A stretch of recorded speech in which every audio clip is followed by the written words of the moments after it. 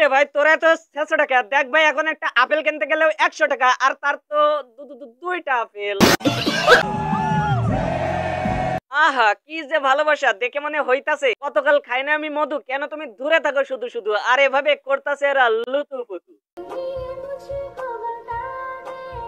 এটা কি আতিফ আসলামের কনসার্ট নাকি ঘষাঘষি করার প্রতিযোগিতা? আগের কাপলরা কাপল ব্লগ করতো, আর এখনকার কাপলরা কাপল কনসার্ট করে। না না, এটার কেউ খারাপ ভাবে নিয়েন না, এটা হইলো অক্সিজেন আদান প্রদান করার ডিজিটাল যন্ত্র, যেটা কিনা তার বিহীন থুর মাধ্যমে 180 ডিগ্রি অ্যাঙ্গেলে অক্সিজেনটাকে ইনপুট আউটপুট করা হয়। আবার শুনতেছি আতিফ আসলামের কনসার্টে আপনাদের ক্র্যাশ মিস চকলেট আপা ট্রিপল টাইমিং করতে গিয়ে নাকি কট খাইছে, সেখানে নাকি টিকটকের শান্তি রহমান তার শরীরের পেটুক বেরো করে অশান্তির সাথে নাচানাচি করতেছে। টিকটকের ক্র্যাশ কুইন অমিও নাকি অমৃত পান করে লাচতাছে। আবার এখানে হাজি টিকটকের নওরিন আফরোজ পিয়ারও নাকি আগমন ঘটেছে। বাই দ্য ওয়ে, টিকটকের আরোহী মিমু নাকি শরীরটাকে টাইট ফিটিং করে কনসার্টে আইছে। থুকু থুকু, আমি তো ভুলেই গেছি, সে তো আর এখন টিকটকার না, সে তো এখন লাইকা হয়ে গেছে, লাইকা।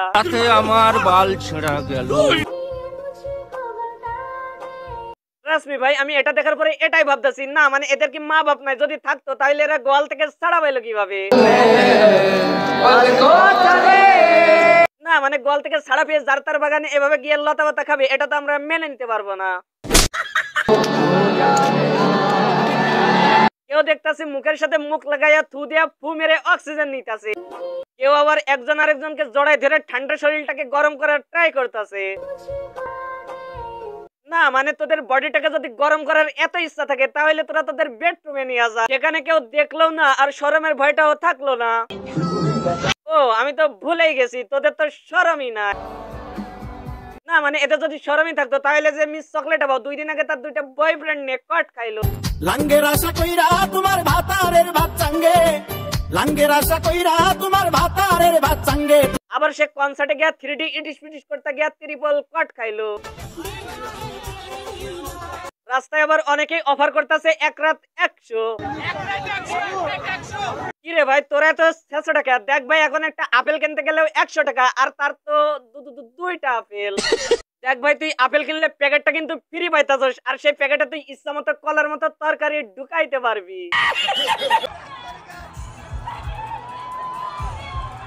মায়াটারে তার মা বাবা ছাগল হিসাবে ছেড়ে দিয়েছে, আর বলেছে তুই যা অন্যের বাগানের ফসলগুলো চারটা বুইটা খাই আয়।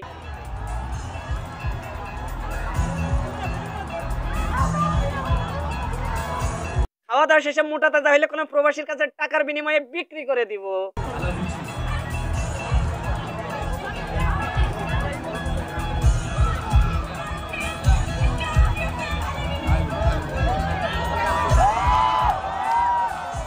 বিলিভ মি ভাই, এই ভালোবাসার এক ভাগও যদি সে আল্লাহর প্রতি নামাজের পার্টিতে বসে দেখাইতো তাহলে হয়তো ইহকালের চেয়ে পরকালে সে উত্তম কিছু পাইতো। দূর, আমি কাদের কি বলতাছি, এদের এসব বলে লাভ নাই। ভিডিওটা এ পর্যন্ত।